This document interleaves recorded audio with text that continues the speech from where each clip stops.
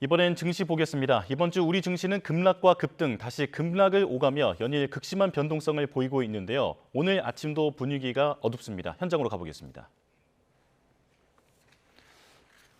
현재 보여드리고 있는 장면, 코스피와 코스닥 수치부터 정리해드리겠습니다. 코스피 7,398포인트 지나가고 있는데요. 2.86% 내린 7,500선에서 개장을 한 이후에 지금은 7,300선까지 밀린 상황입니다. 무려 4% 넘게 하락하고 있습니다. 자, 미국이 이란에 대한 공습을 재개하면서 투자 심리가 급격히 얼어붙었는데요. 여기에 미국 물가가 급등하면서 금리 인상 가능성까지 커지자 투자 심리가 더더욱 충격을 받은 것으로 보입니다.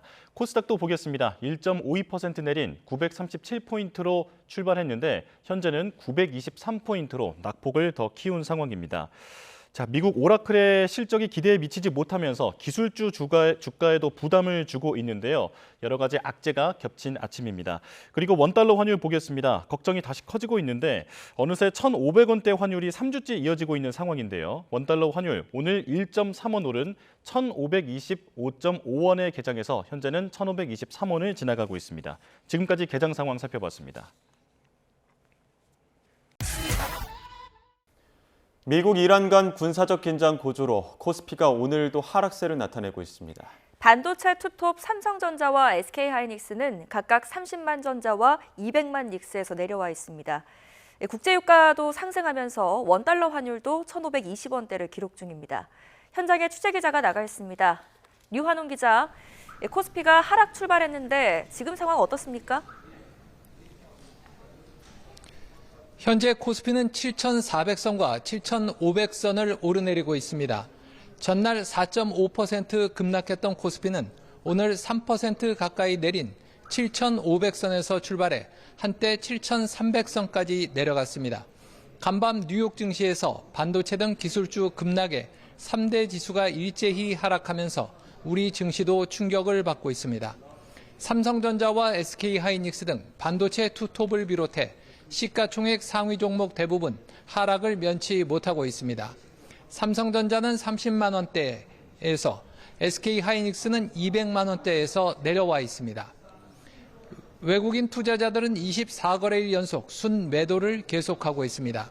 개인과 기관이 순매수로 지수를 방어 중입니다. 코스닥도 1.5% 내린 930선에서 출발했습니다. 개인과 기관이 순매수를 하고 있습니다.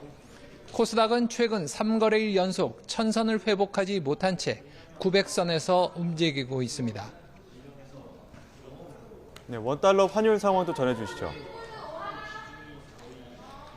현재 원달러 환율은 1,525원 근처에 있습니다. 오늘 서울 외환시장에서 원달러 환율은 1.3원 오른 1,525.5원으로 출발했습니다. 지난 5일 1,560원대까지 갔던 원달러 환율은 외환 당국의 적극 개입으로 지난 9일 1,500원대까지 내려갔지만 다시 상승해 1,520원대에 있습니다. 최근 원달러 환율은 주간거래 종가 기준으로 17거래일 연속 1,500원대를 기록 중입니다. 미국 이란 간 군사적 충돌이 확대되고 이란이 호르무즈 해협을 봉쇄하겠다고 발표하면서 주춤하던 국제 유가는 다시 고개를 들고 있습니다. WTI 미국 서부 텍사스산 원유 선물은 배럴당 90달러로 2.1% 올랐고 브렌트유 선물과 두바이유 현물은 각각 배럴당 93달러로 1.8%씩 올랐습니다. 외환 당국은 지난 9일 적극 개입 의사를 밝힌 후 외국계 은행을 대상으로 투기적 거래나 시장 교란 행위가 있었는지 검사에 착수했습니다. 외환 당국이 고강도 조치에 나섰지만 지정학적 위기로 국제유가를 비롯해 미국 국채 금리와 달러화 지수가 상승하고 있어 고환율 우려는 쉽게 가시질 않고 있습니다. 지금까지 외환거래 현장에서 YTN 유화동입니다.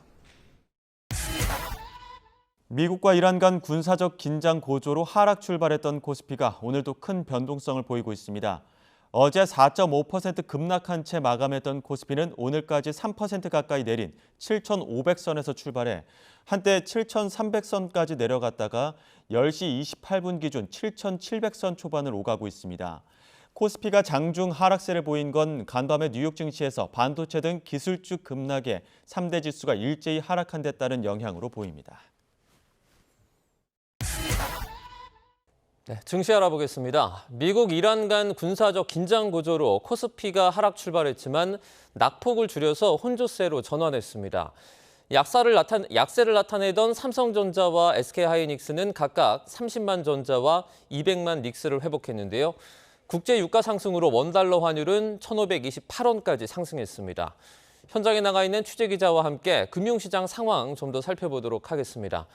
류한홍 기자, 이 코스피가 혼조세로 전환을 했죠?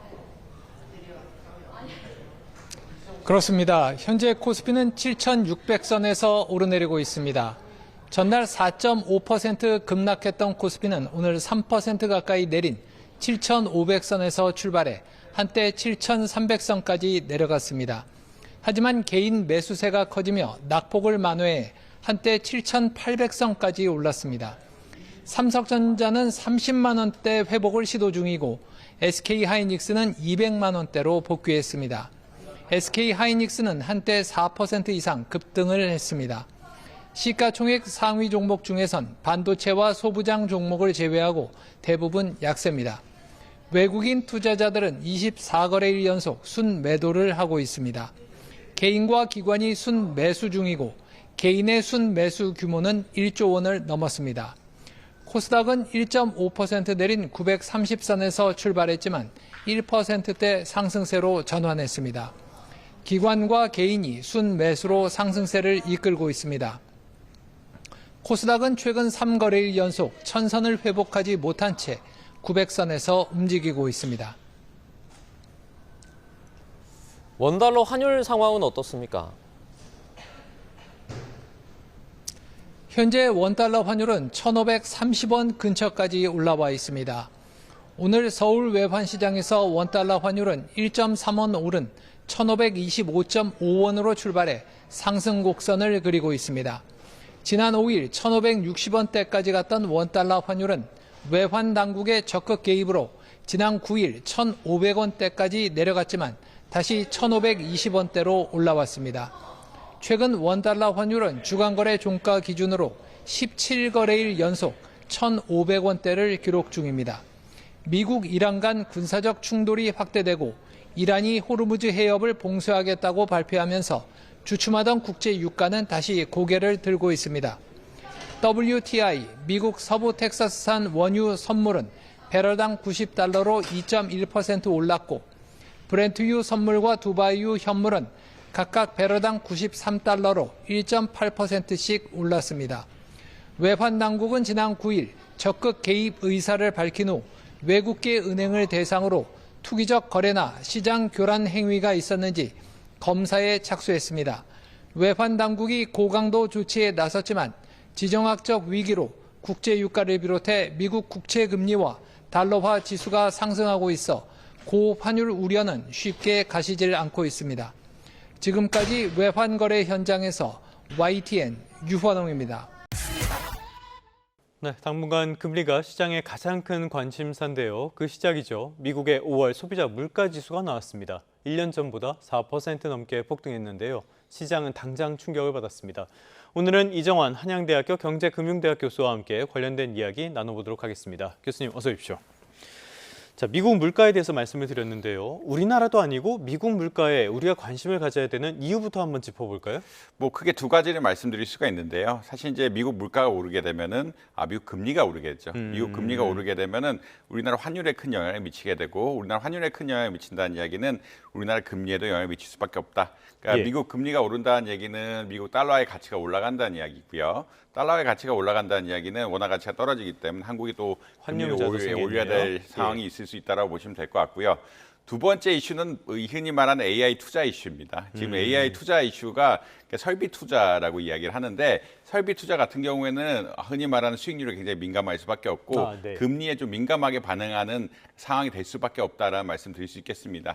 최근 이제 미국 시장에서 주목하면서 이야기하는 것들은 이런 설비 오늘 오라클 같은 기업이 이제 실적 발표를 했는데 실적이 너무 좋았음에도 불구하고 미래 가이던스도 좋음에도 불구하고 주가 좀 떨어지는 주가 떨어지는 양상들을 보이고 있거든요. 왜냐하면 내년에 투자를 너무 많이 하겠다라는 이야기가 나오면서 이것도 좀 희석이 되는 것이 아니냐. 부채를 많이 내고 투자를 너무 많이 한다는 게 부담이 되는 게 아니냐라는 이야기들이 나오고 있는데 그 이야기는 어떤 거냐면 금리가 올라가게 되면은 AI 투자 같은 것들이 위축이 될 수밖에 없고 위축이 된다고 하면은 우리나라 반도체 물량이라든지 혹은 우리나라 다른 AI 섹터까지 큰 영향을 미칠 수가 있기 때문에 금리에 굉장한 관심을 가질 수밖에 없다 이런 말씀드려야 될 것 같습니다. 알겠습니다. 미국 물가에 대해서 우리가 관심을 가져야 되는 이유를 살펴봤는데요. 조금 전에 제가 그래픽으로도 보여드렸는데 미국 물가 이 자체로도 한번 보죠. 미국 물가가 1년 전보다 4.2%가 올랐습니다. 어마어마하게 높은 수준이라고 봐야 되죠, 이건?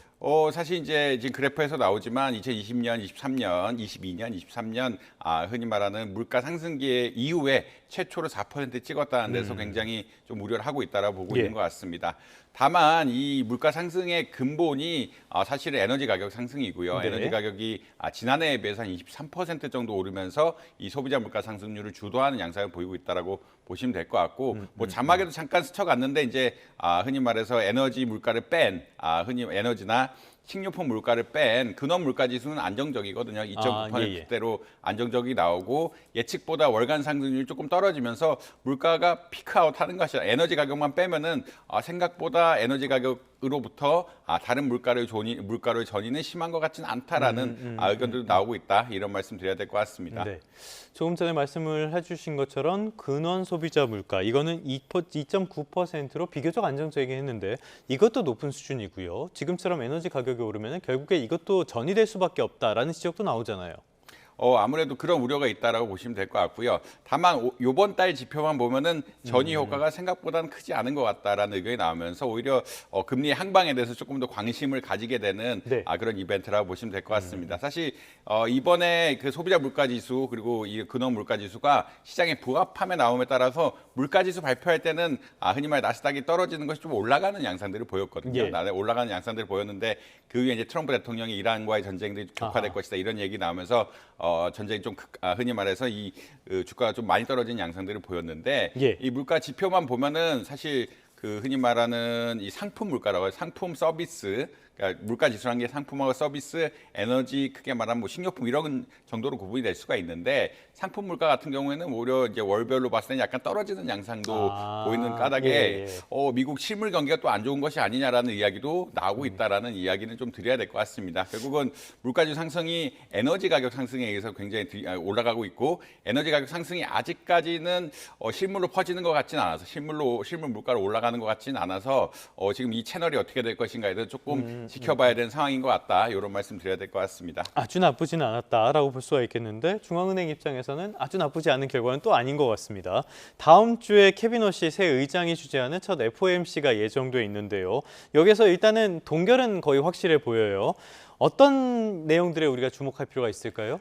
이게 결국은 3월, 6월, 9월, 12월에는 우리나라 흔히 말 점도표라고 해서 그 물가라든지 금리의 전망들이 업데이트되는 시기거든요. 그렇기 때문에 이제 연말에 금리가 어떻게 될 것인가, 연말에 물가 상승률이 어떻게 될 것인가가 이제 6월 달에 나온다라고 아마 이해하시면 될 것 같고요.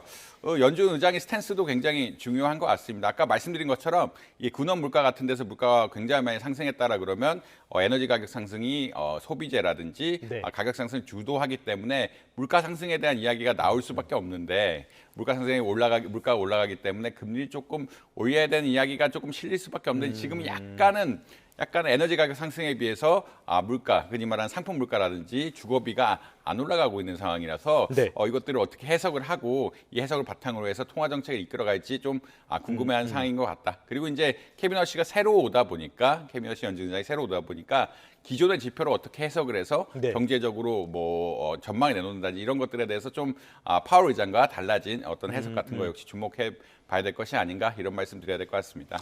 어찌됐든 간에 트럼프 대통령이 원하는 금리 인하는 조금 어려워진 상황이라고 볼 수가 있겠고요. 자, 지금 지금 미국의 중앙은행뿐만이 아니라 오늘은 유럽 중앙은행이 금리 결정을 하는 게 있고요. 다음 주에는 BOJ, 그러니까 일본의 중앙은행도 금리를 결정하게 됩니다. 이 두 곳 다 지금 금리 인상이 유력하게 점쳐지죠. 사실 유럽 같은 경우에는 에너지 가격이 좀 민감하게 반응한다라고 예. 보시면 될 것 같고요. 아무래도 원전 같은 것들이 좀 부족하고 천연가스 의존도가 높다 보니까 흔히 말해서 에너지 가격이 올라가게 되면 물가가 좀 빨리 상승하는 경향들이 있다. 그래서 EU 지역 역시 소비자 물가 지수가 3%가 넘으면서 이번에 금리를 인상하는 것이 아니냐. 그리고 에너지 가격 상승이 지속되다 보면은 이것이 소비자 물가에 계속적으로 지속적인 영향을 미칠 수밖에 없는 구조이기 때문에 이번에 금리를 올릴 것이다라는 의견들이 지배적인 것 같고요. 예. 일본은 이제 경제 성장률이 나쁘지 않고 물가가 조금 오르고 있는 데다가 일본 역시 엔저거든요. 엔화의 약세가 너무 지속되다 보니까 통화 가치를 보존하기 위해서 일본의 중앙은행 역시 금리를 조금 올리는 것이 아니냐. 결국은 경제 성장률이 나쁘지 않고 물가도 유가 상승 때문에 좀 올라가는 양상들이 보이고 있고 더군다나 엔화 가치가 너무 떨어져 있기 때문에 엔화 가치를 보존하기 위해서 금리를 네. 올리지 않을까. 이것이 한번 일본 그 정도로 아마 예측을 하고 있는 것 같습니다. 알겠습니다. 이거를 지금 우리가 주목해야 되는 거는 두 가지 측면인 것 같아요. 첫 번째는 거시경제적으로 미칠 영향, 두 번째는 시장에 미칠 영향인데 먼저 거시경제부터 보죠. 지금 우리도 경제 상황이 뭐 수치적으로는 좋다고 하지만은 반도체만 좋은 거고 내수 경제는 엉망이라고 볼 수가 있잖아요. 이런 상황에서 이렇게 금리를 올리게 되면은 우리 경제 괜찮을까요?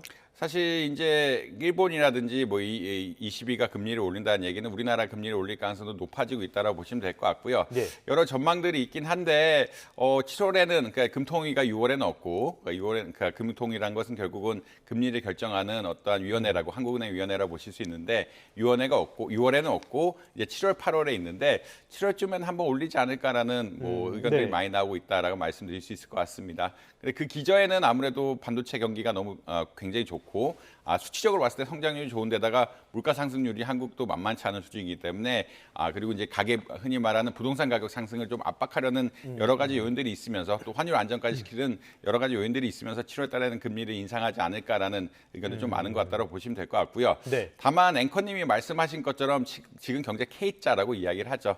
반도체 부분하고 그렇지 않은 전통 제조업 같은 부분들이 격차가 많이 나기 때문에 좋은 데만 좋다. 네, 좋은 데만 예. 좋다라는 의견들이 많이 나오고 있기 때문에 이 안 좋은 부분들의 효과를 어떻게 할 것인가. 지금 부동산 부분 역시 조금 살아날려다가 위축이 되고 있는, 그러니까 금리가 올라가게 되면 위축이 될 수밖에 없는 거고 제조업은 또 돈을 많이 빌려야 되는 어떤 산업이라고 볼 수가 있는데 금리가 올라가게 되면 또 경영이 어려워지는 상황들이 있기 때문에 이것을 어떻게 고민해서 총량적인 수준을 결정할 것인가가 아무래도 이제 한국은행 그리고 국가경제 전체의 관심사가 아닌가 예. 이런 말씀 드려야 될 것 같습니다. 부동산이라고 표현을 해주셨는데 부동산보다는 건설 경기 정도로 이해하면 되겠죠.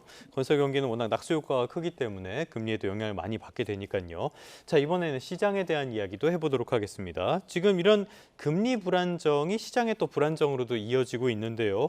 이게 일반적으로는 시장의 불확실성으로 연결이 되지만 우리 시장은 완전히 롤러코스터를 만들어버렸어요. 지금 4거래일 연속으로 사이드카가 발동이 되면서 극단적인 장세가 나타나고 있는데요. 지금 상황 이건 또 어떻게 봐야 됩니까? 지금 상황은 기관은 팔고 개인들이 매수하는 이런 구조라고 보시면 될 것 같고요. 기관들은 사실 프로그램 매매라든지 변동성이 커지면 채권으로 자동 이동하는 이런 전망, 흔히 말하는 리밸런싱 한다 그러죠. 포트폴리오 같은 것들을 자동으로 관리하는 시스템 같은 것들이 있기 때문에 이렇게 많이 올랐거나 변동성이 커지게 되면은 흔히 말하는 매도를 많이 하려는 경향성들이 있을 수밖에 없다라는 말씀 드려야 될 것 같습니다. 기관 입장에서 이미 수익을 많이 받고 시장의 변동성이 커진다 그러면 잠시나마 안정적인 자산을 옮겼다가 또 변동성이 작아지게 되고 저평가되면 투자를 하는 것들이 일반적인 패턴이라고 보시면 될 것 그렇죠. 같거든요. 예. 근데 개인들은 사실은 전망에 대해서 투자를 하는 경우가 많고 이렇게 리밸런싱 한다 그러니까 계속 구조조정을 하면서 하는 것들이 아니라 전망에 대해서 투자를 하는 경우가 굉장히 많고 전망에 대해 투자를 하는 경우가 많다는 얘기는 반도체 수익 같은 것들이 앞으로도 좋을 것이라도 예측을 하고 있기 때문에 이 영업이익의 어떤 기대감 때문에 이 영업이익 기대감을 가지고 투자하는 분들이 많아서 개인들이 매수세가 조금만 상황이 좋아지면 몰리게 되는 이런 상황들이 발생한다. 그래서 오히려 저가 매수한다라는 의견들이 나오면서 이게 기관과 개인들이 굉장히 싸우고 있는 장이 펼쳐지고 있다라는 이런 말씀 드릴 수 있을 것 같고요. 기관에서의 파는 물량이 굉장히 많고 개인들도 사는 물량이 워낙 많기 때문에 이 두 흐름에 따라서 가격이 굉장히 많이 변화가 있고 이것이 또 변동성을 키우고 있다. 특히나 이제 이란과 미국 전쟁 같은 것들 외부 요인까지 겹치게 되면서 우리나라 장이 굉장히 혼란한 상황이 되고 있는 것이 아니냐 이런 말씀드려야 될 것 같습니다. 그러다 보니까 코스피 200의 공포지수라고 불리는 변동성 지수 V코스피도 2025년 6월에 24에서 지금은 88까지 어마어마하게 치솟은 모습을 확인할 수가 있는데요. 자, 이런 상황 속에서 조금 전에 보니까 기관이 팔고 외국인이 팔고 이 물량을 개인들이 받는다. 그런데 개인들이 그냥 받는 게 아니라 지금 빚을 내서 이걸 받고 있단 말이죠. 이거 괜찮습니까? 지금 반대 매매도 하루하루 늘고 있다고 하는데요.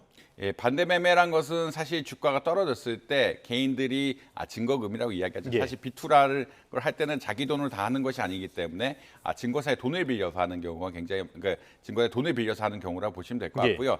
돈을 빌렸을 때 담보의 가치, 우리 주식의 가치가 어느 수준 아래로 떨어지게 되면은 증권사가 팔려고 합니다. 네. 증권사 팔아가지고 증권사 수익을 확보하려고 하는데 이 시점에 증거금을 낸다. 증거금을 내면은 개인이 가진 돈을 내면은 개인 주식을 보존할 수가 있는데 그러지 못한 경우에는 반대 매매가 되면서 팔려 나간다라고 아마 이해하시면 될 것 같고요. 그러니까 개인들이 그걸 보존할 만큼 담보를 더 내지 않는 이상은 증권사가 강제로 팔아버린다는 얘기인 거죠? 예, 증권사가 강제로 예. 팔아버린 권한이 있기 때문에 담보 가치를 유지하기 위해서 이런 반대 매매를 넣는다는 것은 개인들은 이제 그 가진 주식을 잃어버리는 큰 손해를 볼 수밖에 없다. 다시 말해서 주가가 오른다라고 할지라도 혜택을 못 보는 경우가 생길 수밖에 없다라는 이야기라고 드릴 수 있을 것 같습니다. 최근 이제 신용 잔고도 굉장히 많이 늘어나고 있고 이걸 투자를 통해서 적극적으로 수익을 보려는 개인 투자자들이 늘어나고 있어가지고 이런 반대 매매 역시 굉장히 많이 늘어난다고 보시면 될 것 같고요. 사실 이게 반대 매매가 늘어나게 되면은 단순한 문제는 아니고 반대 매매 때문에 어떤 삼성전자라든지 하이닉스 주식들이 물량이 나오게 되거든요. 물량이 네네. 나오게 된다는 것은 시장에 공급이 많이 되게 되고 시장에 공급이 예. 되게 되면은 주가가 또 떨어지면서 반대 매매를 더 부추기고 기관들의 프로그램 매매까지 부추기는 이런 양상들이 발생할 수가 있기 때문에 시장의 변동성 차원에서는 그리 좋은 뉴스는 아니다. 그리고 네. 개인의 자산 관리 차원에서도 이렇게 변동성이 클 때 반대 매매 위협이 커지는 이런 상황이라서 조금 주의할 필요는 있는 이런 상황이다. 이런 말씀 드려야 될 것 같습니다. 모든 사람들이 빚내서 투자하지 말라는 이야기를 하는 거는 다 이런 이유가 있는 건데요.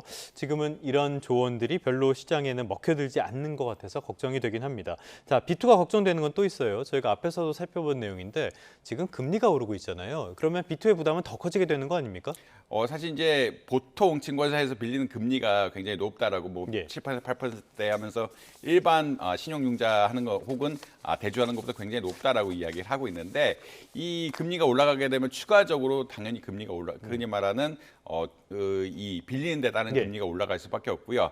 이것뿐만 아니라 이제 금리가 올라가게 되면 주가의 밸류가 조금 떨어질 수밖에 없거든요. 아까 말씀드린 것처럼 결국 빚을 내서 투자를 해야 되는데 빚을 내서 투자한다는 이야기는 어떤 거냐면 삼성이나 하이닉스나 뭐 모든 기업들이 자본 조달 금리가 올라간다는 이야기고 자본 조달 금리가 올라가게 되면은 아무래도 수익성이 좀 떨어질 수밖에 없는 이런 예. 구조가 되기 때문에 양쪽에서 부담이 실릴 수밖에 없는 이런 상황들이다. 더군다나 이 미국까지 금리를 올리게 되면은 미국의 어떤 반도체 AI 수요 같은 것이 좀 떨어질 수가 있어서 조심해야 될 필요가 있다. 이런 말씀 드려야 될 것 같습니다. 알겠습니다. 거듭 말씀을 드리지만은 지금은 비투로 공격적인 투자하기보다는 조금 신중하게 시장을 바라보시는 게 좋은 시점이 아닌가 싶습니다. 지금까지 이정환 한양대학교 경제금융대학 교수와 함께했습니다. 오늘 말씀 고맙습니다.